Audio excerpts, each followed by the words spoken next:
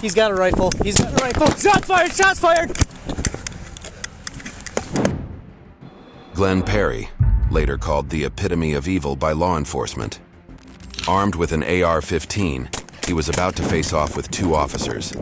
What began as a routine traffic stop would soon become an incident that shook the entire community. It was April 8th, 2023, at a quiet intersection in Cameron, Wisconsin, when Officer Emily Breidenbach was on her routine patrol and spotted Glenn Perry's vehicle. But something wasn't right. Earlier that day, a Barron County Sheriff's captain had sent out a warning email, stating Perry's mental health had been deteriorating, that he was armed and increasingly hostile toward law enforcement. With an active warrant for unpaid child support, Officer Breidenbach knew this could escalate. She didn't pull him over right away, but called for backup. Soon, 23-year-old Officer Hunter Scheel arrived at the scene, ready to assist her. He's got a rifle. He's got a rifle. Shots fired! Shots fired!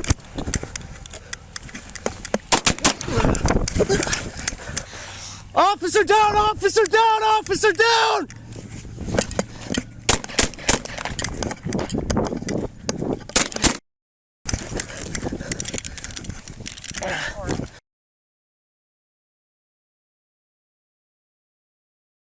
Bodycam captured the heartbreaking moment when Officer Hunter Scheel went down.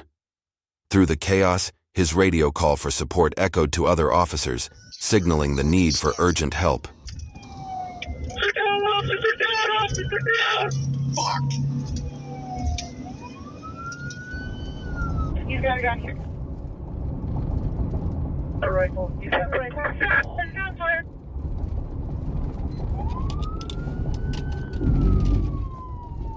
Officer down! Officer down! Officer down!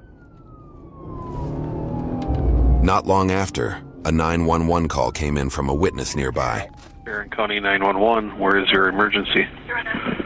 Hi, I'm actually just sitting here. I ended up pulling over because I saw a dog in the middle of the road, and then all of a sudden I see an officer down and a gentleman on the ground. Looks like he's bleeding on his leg and a rifle on the ground as well. Yeah, we got people on the way there, okay? Where exactly are you at?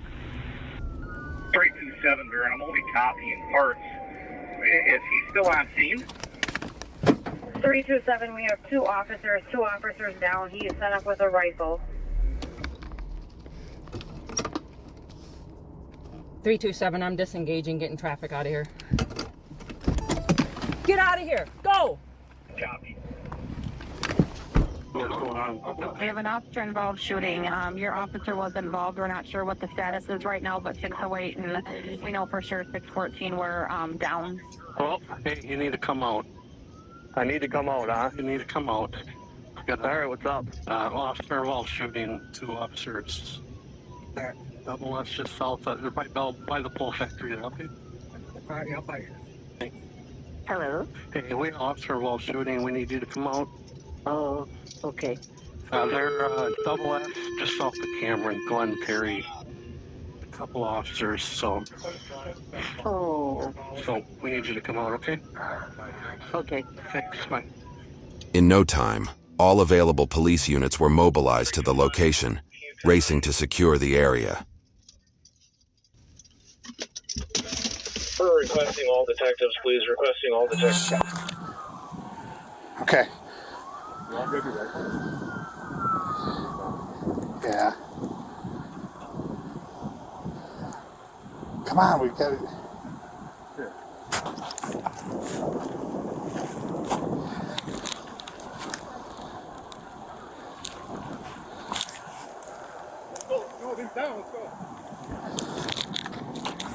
Ready? Are you good? Okay.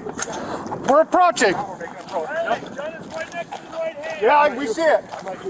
All right, it's on his left. All right, I got. Move the gun. I got lethal. Yep, I got lethal. Cover me, I got guns. I got lethal. Get this rifle. Yep. I got lethal. You got that? Yep. Okay, roll him. With you? Yep.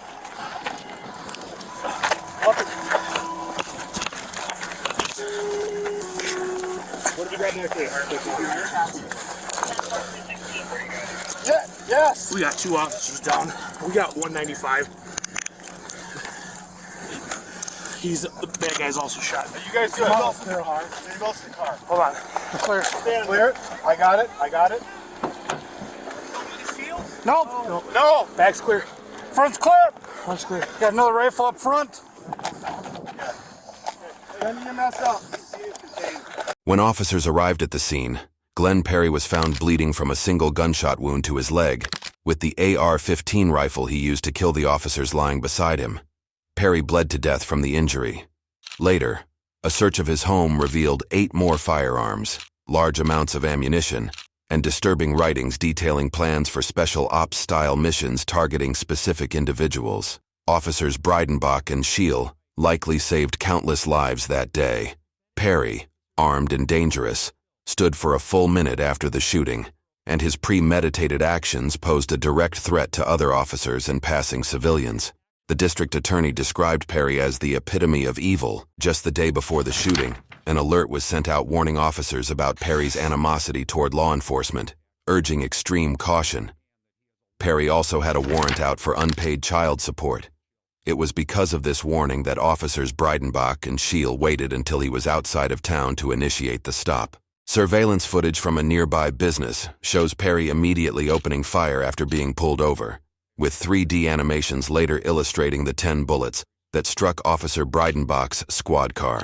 Had Perry not been stopped that day, it's likely that more first responders or even passing drivers would have been at risk. That 50-year-old Glenn Perry had been civilly committed back in 2011. When that expired, his legal right to own firearms had been reinstated.